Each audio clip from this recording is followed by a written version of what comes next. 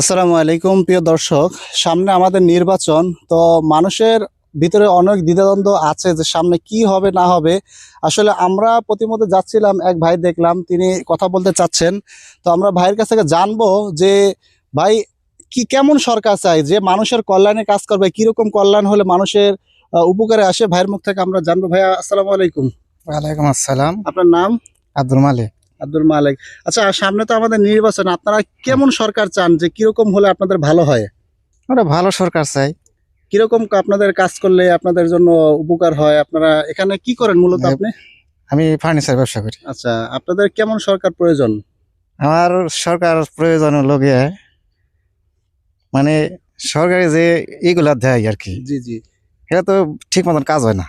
মানে সরকার থেকে যেরকম হ্যাঁ। আপনার কাজ আসে, রাস্তাঘাট এরকম কাজ আসে, এগুলো এটা তো পাওয়া যায় না। পাওয়া যায় না। আচ্ছা আচ্ছা। ভালো কিছু চাই আমরা।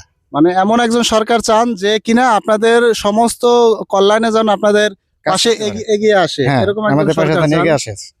তো আপনার কাছে শেষ একটা কথা জানতে চাইবো যে আপনি আসলে মন থেকে আসলে কোন দলকে প্রায়োরিটি দেন, বেশি সাপোর্ট করবেন, মন থেকে কাকে চান আর কি? এমন থেকে জামাত ইসলাম চাই। মন থেকে জামাত ইসলামকে চাচ্ছেন? হ্যাঁ, মন থেকে জামাত ইসলাম চাচ্ছি। আসলে দর্শক, মানুষ আসলে চাচ্ছে নতুন কিছু, ঠিক আছে, নতুন কিছু চাচ্ছে।